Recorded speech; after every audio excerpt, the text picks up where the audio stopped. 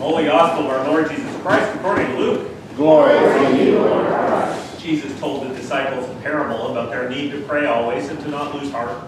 He said, in a certain city there was a judge who neither feared God nor had respect for people. In that city there was a widow who kept coming to him and saying, "Grant me justice against my opponent." For a while he refused, but later he said to himself, "Though I have no fear of God and no respect for anyone, yet because this widow keeps bothering me, I will grant her justice, so that she may not wear me out by continually coming." And the Lord said, "Listen to what the unjust judge says. And will God not grant justice to his chosen ones who cry to him day and night? Will he delay long in helping them? I tell you, he will quickly grant justice to them. And yet, when the Son of Man comes, will he find faith on earth?" Gospel of the Lord. Praise to you, Lord Christ.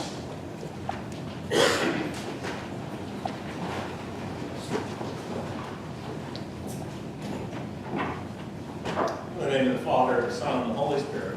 Amen. Please be seated. Good morning. Good morning. Let me just read that again for you. Jacob took his 2 wives, his 2 maids, and his 11 children, and they crossed the ford. 10 guesses on how this guy died. The story of Jacob is fascinating to me. Since I was a child, I've wondered about the story of wrestling with God. Is he really wrestling with God? Is this an image? What is this? Because it really messes with my nicely systematized doctrine of incarnation, right? With God comes through Jesus. So what does this mean? Who's he wrestling with then? What's going on there? And someday I may be able to talk about it. Someday I may actually spend time researching that, but I didn't this week. I want to carry through and think about Jacob for a second and the greater story that he plays into. Jacob goes by another name. I'm going to go into Bible School 101 for just a second because it mirrors what we need to talk about today. But Jacob goes by another name. What might that other name be? Israel. Israel, right? Yeah, all right. So proud of you. Jacob goes by Israel. He's the father of the 12 tribes of Israel, right? He takes his, it's through Jacob that the children of Israel ultimately end up in Egypt, right? He takes his favorite child. Every parent knows there's a favorite child, right? That the one that he loves the most. He takes his favorite, but in this case, it's true, his favorite child, Joseph. And Joseph gets jealousy from his brother. Joseph ends up in Egypt. And it turns out to be a providential jailing and excursion because for the period of famine, it provides for the family of 12 and all their extended family. And so the whole family, seeing that life is pretty good down in Egypt, they all end up traveling down to Egypt, right? So Israel, as in the 12 sons of Jacob, all end up in Egypt, excuse me. And from that, we get a story later. So it's through Joseph that we get the providence, the blessing of God providing for his people, which is one side of God. But then we get this terrible tyranny that Israel starts to encounter in Egypt. When people start becoming afraid of the numbers of Israelites in Egypt, and they say, "Oh, we better enslave them," right? I know you all know this. I'm just going through this. We better enslave them, so they become a slave people. And God turns to his people, and remember, the people of Israel are a mirror for the greater reality of what God is speaking, particularly to us, his people, to all the nations. He says, "Israel, I don't want you to be a slave. I want you to be free. I have come to free you from slavery." My dad was my priest. So I didn't grow up with what I've come to realize many people grew up with. And I didn't realize this was even a thing until actually pretty recently, that for a lot of people, religion or the church or some embodiment thereof can actually feel like a boot against your neck. It can actually feel kind of oppressive in a way. It can feel like especially when it's preached from a place of hate or a place of anger or a place of control. You know, if my dad ever did that, we just took him home and said, "We don't like that, Jerry," right? So we never had that. But religion for many people can legitimately feel like that. And I didn't sympathize with that idea for a long time because I only knew the other side. And I'm here to talk about that other side if you've ever felt that kind of, the chains of religion. That in fact, when God is speaking to the people of Israel, he says, I don't want you to be in bondage, Israel. I don't want you to be enslaved. What I want for you to be is a free people. I'm here to free you from slavery. And so he takes Israel and he leads them out of Egypt. And he brings them into the desert. And what do they do in the desert? They start celebrating him and saying, this is so awesome, life is so good, boy, I can't believe we should have left a long time ago. What do? They say, send us back. We prefer slavery. Boy, at least we knew where we were going to get our food from. Boy, at least we knew where we were going to sleep. At least we knew what the houses looked like. At least we had life provided for us. This life in the desert, this free life, quote unquote, is not simpler, it's worse. Moses, what have you done to us? We want to be slaves again. And I posit to you that this is what you and I go through on a regular basis. That God longs for us to be a free people, and yet it is our habits formed in the period of slavery that we often long for the enslavement rather than the freedom through which God is leading us. Because freedom is hard. Freedom is work. Freedom sometimes suffers, right? Freedom is difficult. You have to go through the desert to get to the promised land.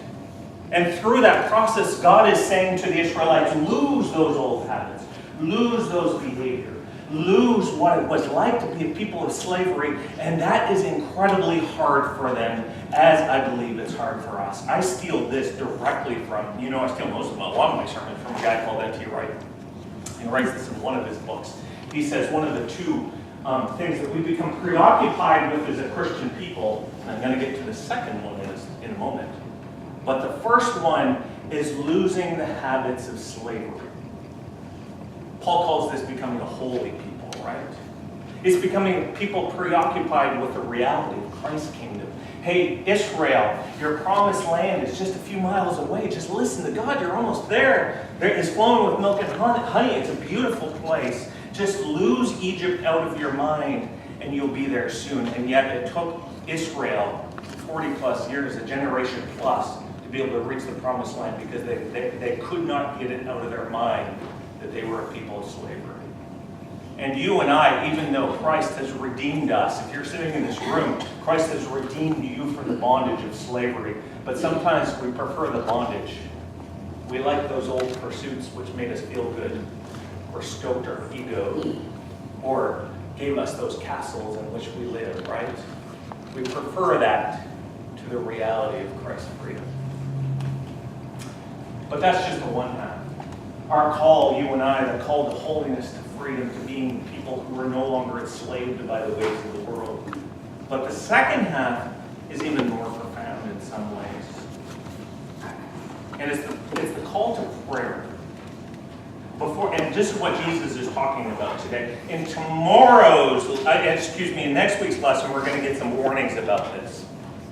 But you and I, as a people of God, before we're called to work the soup kitchens, before we're called to evangelize, before we're called to do anything else, we're called to be a people, first and foremost, of prayer. I was struggling through something this week. It was a hard week for me, for a myriad of reasons. I'm fine. It's just, we all have those weeks. But I was sitting, and some words that I read just blew me away.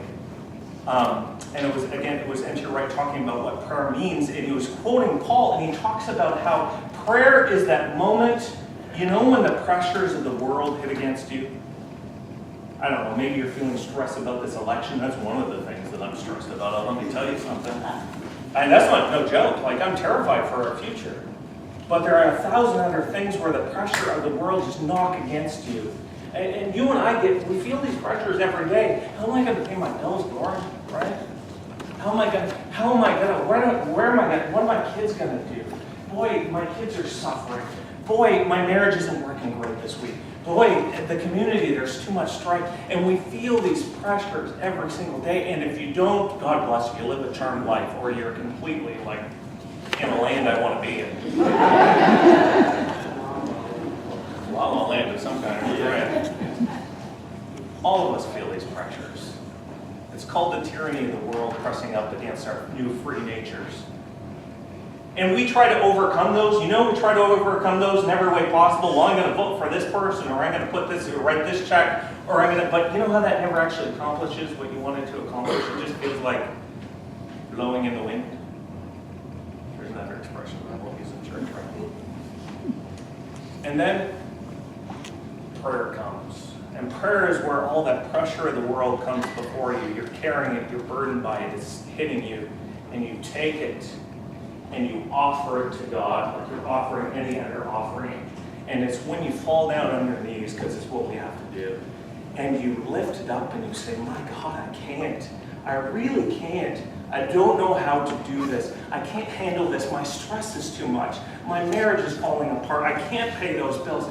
My God, what is going on with this world, right? And what happens, as Paul articulates, and it's beautiful, is that the Spirit of God comes in words that we can't even understand. Groans, because remember, you and I are children of God, comes within us and groans deep within and speaks those words for us and lifts those words up to God on our behalf. And in the midst of that, in the midst of the groans of the Spirit of God, we encounter God, because this is our offering. And God redeems that moment. It's amazing. If you haven't done it recently, please try it. Because when we lift it up, God comes and meets us there. And this was what Jesus is saying today. And He heals it. And it's prayer that's our work. Not the writing the check, not the voting, not the serving in the food kitchen. But when we offer this to God, redemption happens. It might just start in your own heart. That's a pretty good place to start. Mine gets cold. Redemption begins to happen. Restoration happens.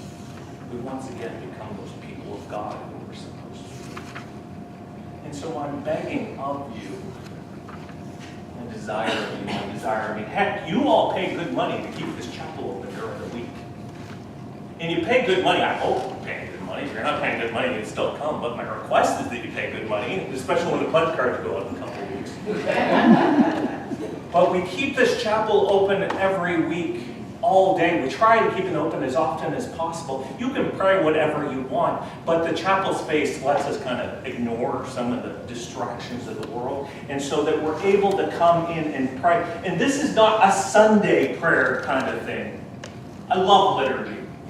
This thing we do on a Sunday morning makes me feel really good and peaceful, and it's wonderful and all that kind of stuff. Kind of like when I buy my wife a Hallmark card on Valentine's Day, right?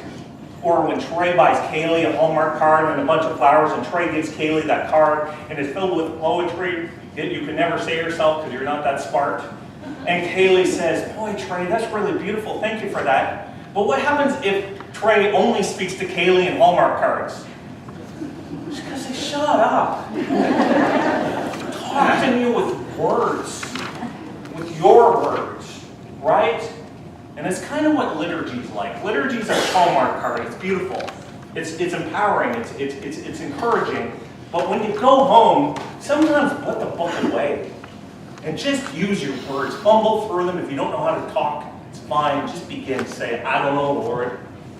But when you start fumbling through those words, you start talking to a Creator who longs to meet you where you are. You start talking to a God and a Redeemer who wants to redeem. And this is what Jesus is talking about. If even the evil judge gets it, then our God in heaven surely is going to get it.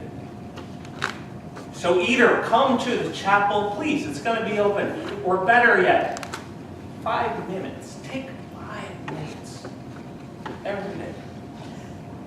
Go beyond the Lord's Prayer.